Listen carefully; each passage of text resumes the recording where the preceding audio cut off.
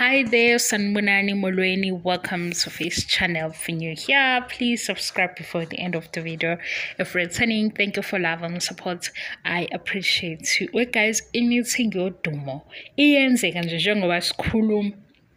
Niyakhumbula ukuthi kuthando nesithembu uMayeni wathi uyacela ukubona abazoba womakoti bakwakhe before kwenziwa yonke into eyenziwayo beze kuye ehlale nabo exoxe nabo nangiyawu-33 noMayeni. Angithi niyakhumbula ukuthi bengilobo ngithi fahla nginika ukuthi ikhona imithingi esiyilindile. Imithingi iyenzeka eMzumbe, uTirelo noMayeni simbonile ngezithombe halala kuleyo ndawo ukuthi sebeze bahlangana basikhombisa. Hayi ukuthi abakaze behlangane guys. Niyakhumbula makuphela izingane ezisithembu season 1 waphela sibone uMayeni ephethe ingane encane kwakusingabakho.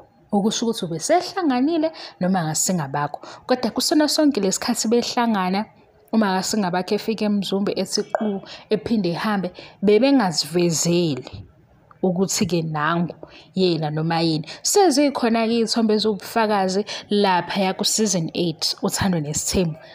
Ngamehlo abomvu silindele ukubona uMayeni noTiritiri sizwe ke inkulumo ngoba ekuqaleni bekuwusibindi ebekudaba lokuthi kukhona ingane wathi uMayeni awu yena kamazike lo mama lo owesibili ugirlfriend number 2 no girlfriend number 1 umaze ngoba sekukhona ingane.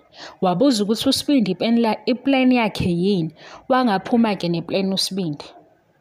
Kwase kuba futhi ku season 7 uthando nesithembu episode 1 la umseleke ekhuluma khona ngabantwana abazukulu wathula uMayeni kanti ama-viewers azoyibamba le ndaba ukuthi yindaba ethulile kukhulunywa ngomzukulu omusha kanti usazokhuluma ngaye.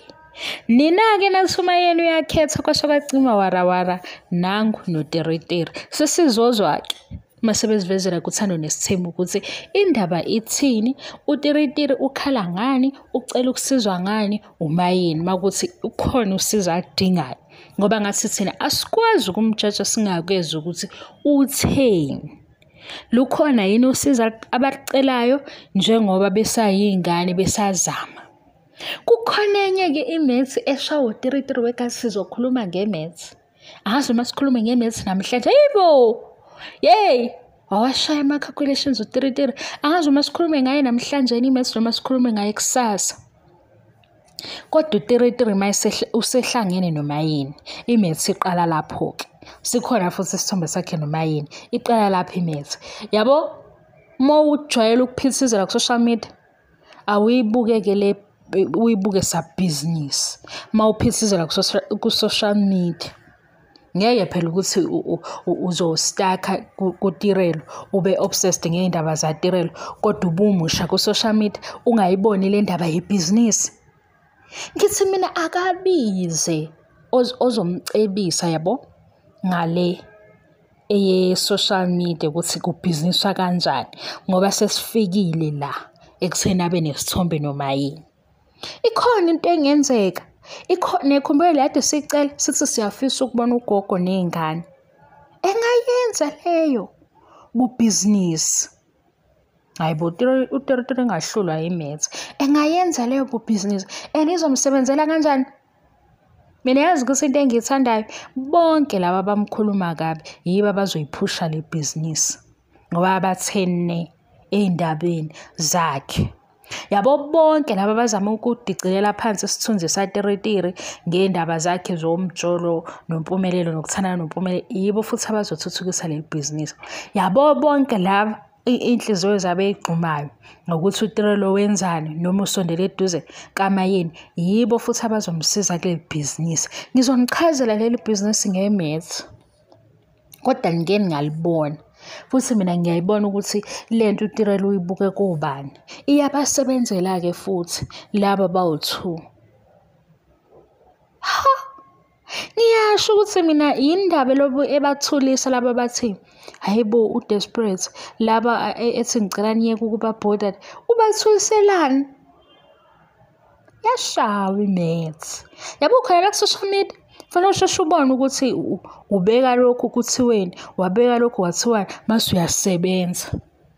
Kumane abantu begrabhisana into ongayazi-ke nabo beney'ndaba zabo ey'thile kodwa ubuphokhetha. Ngoba cha emalini kwasekuqaleni ngazi ngisho ku-season 1 ngathi mina ku-season 1 abasebenze nabo. Umndeni siyawazi uzoyiphushela i-brand yabo, uzoyiphushela igama labo. Nabo abathi bephakathi bebe bevuka nezinto. Uma kubizwa ukuthi abadonse lona igama lomndeni kusebenze lona bebe bephakathi abenze njalo. Ngoba abahlafune bonke. Ngisamile lapho ukuthi abahlafune bonke ndawo zonke. Ukuze kungabi lokhu kuba nenkombankombana. Kuthi kusayinwe i-contract ngapha nabo bebesayine yabo i-contract. Khona uzothi ngiyahema.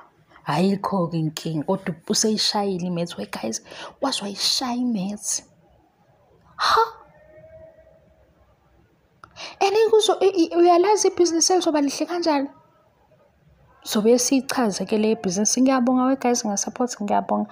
Umoya wami ungcono namhlanje because sengifikile nale ndaba ezingathishu. Izolo umoya wami ububophekile guys. Angifuni uqamba amanga, ububophekile. Ngiyibuza izinto ey'ningi. Yabo indaba evela izolo ukuthi angibali nje kosaziwayo kuphela, ngibala ngisho emphakathini lesikhula kuyona indaba engiyitholile. We guys, yazi mina ukuthi ukuze ngibe right ngesinye isikhathi ngoba ngiyazwela, ngiyeke ukubuka iy'ndaba nje ngiyeke ngiyeke ukuyibuka ngendlela ezingithinta ngayo, izinto ezibuhlungu ey'vela lapha ey'ndabeni. Nalo udaba lalabo omama osisi abahanjwe bayofunzwa iy'ngulube. Yazi ngivele ngibopheke. Iy'ndaba ngiyaziyeka kakhulukazi uma kusuke uqondene nokuthi khona izinto ekufanele ngizenze eyi-serious, ekufanele ngifunde, khona okunye engikwenzayo eceleni ngiyaphazamiseka. Indlela engizwela ngayo. Ngathi singalukhulekela izwe lethu guys. Sikwenze konke esikwenzayo siphinde sikukhulekele umoya wobuntu kuleli zwe nokuthula. Angiyazi mina into enjena. Angiyazi into enjena. Angiyazi into enje. Ingihlukumezile indaba yalabo mama. Kungcono namhlanje angaze ngenze i-follow up kwi-story ukuthi kwenzakalani. Ingakho nje nezwi lami ngizizwa ngingcono. Silikhulekele izwe lethu nezinto ezenzekayo ezinye singayiboni. Ngoba ngempela kwesinye isikhathi kudinga uvele uyisitheze kule zinto kube ngathi awazi ukuthi kwenzakalani. Uphile nje leyo mpilo esafana nenganekwane. Ngoba kunzima guys. Ngiyabonga nge-support, ngiyaxolisa nje nokuthi senginifaka la. Impela izolo angikwazanga. Bengilandela lesi story. Ngazizwa nje ngazizwa ngibambekile emoyeni. Ngiyabonga ne-support engingipha yona guys. Ngiyabona ama-subscribers ayakhula. Thank you so much for your love and support. Ngiyabonga ngiqede. Bye.